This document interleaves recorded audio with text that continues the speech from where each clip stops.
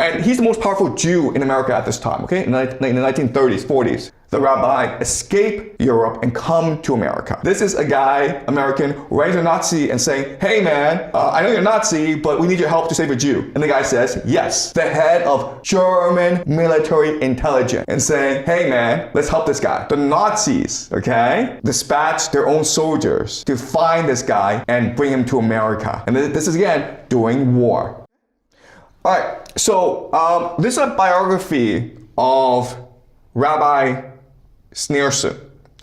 And the Shabbat Lubavitch movement was founded in modern-day Belarus. And over time, it went over to America because it suffered a lot of persecution by the Russians. And today, they are a global movement.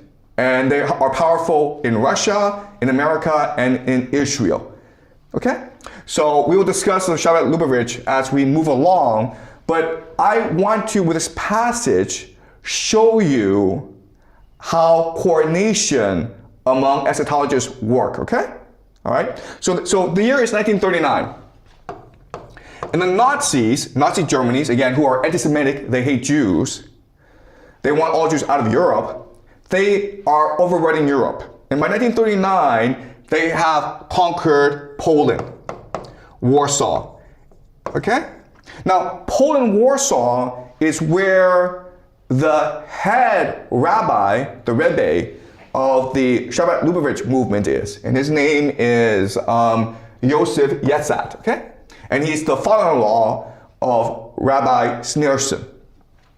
And he's an old man, and he's in Warsaw, and the Nazis are overrunning the city. So his followers in America are want to save his life, okay? So then the question then is like, but how do you do that? Because America and Germany are not best friends. The war is breaking out in Europe, and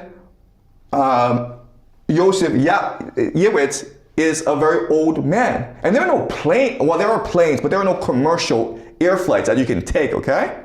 So it's gonna be a very long, arduous journey across many borders.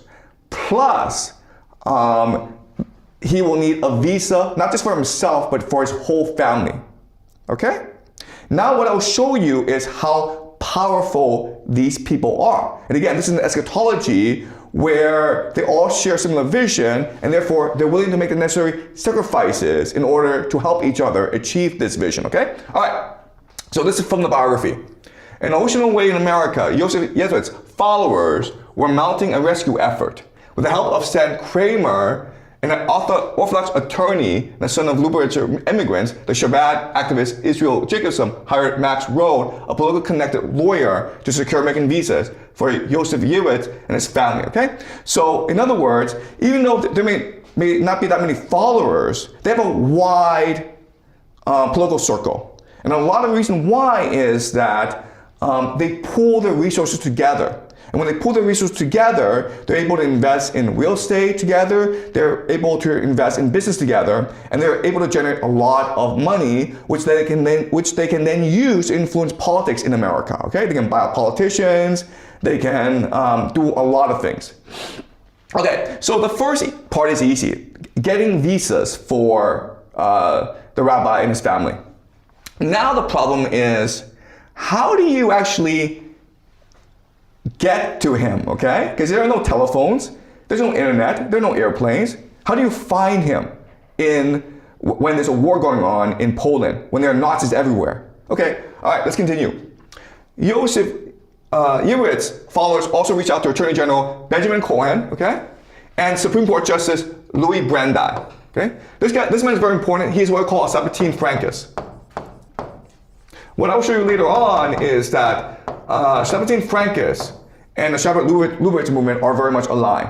Okay, so even though they're not part of the same movement, they are sympathetic towards each other. And he's the most powerful Jew in America at this time, okay, in the 1930s, 40s, whom Yosef Yitschaks had met during his fundraising trip of 1929. The Lubavitch efforts in America were successful, all right? So they won over the Americans. They won over the entire American political apparatus, and they are dedicated to helping the rabbi escape Europe and come to America. All right? Now, the second part is, how do you deal with the Nazis? Okay. The Lubitsch's efforts in America were successful. On October 2nd, Cohen wrote to Robert Pell, a senior official in the State Department, asking for help. The next day, Pell contacted Helmuth Wohlthart, a German and a member of the Nazi Party, a Nazi, who specialized in national industry and economics, to see if he would be willing to save one of the leading Jewish scholars in the world. Okay? This is a guy, American, writing to a Nazi and saying, hey man, I know you're a Nazi, but we need your help to save a Jew. And the guy says, yes. Okay? Wohlthart was strategically chosen. He had studied at Columbia University in the early 1930s and had forged a relationship with Pell after the Evian Conference on Jewish Refugees in 1938. Seeing an opportunity to curry goodwill of the United States, Wohlthart secretly contacted Admiral William Canaris, the head of German military intelligence. Wow! The head of German military intelligence. And saying, hey man, let's help this guy. Canaris, a skeptical Nazi who disapproved of SS atrocities and thought the invasion of Poland a mistake, enlisted Major Ernst Bloch, a distinguished veteran of World War I and one of the most trusted officers. Bloch was a Mischling. Okay, a Mischling just means a German who had some Jewish ancestry, but because he was so valorous in World War I, he was considered a German, okay? He had been declared of German blood by Hitler in 1939. Along with 3 other soldiers, 2 of whom were also Mischling, Bloch was instructed to find Yosef Yitschaks and bring him to safety. Wow.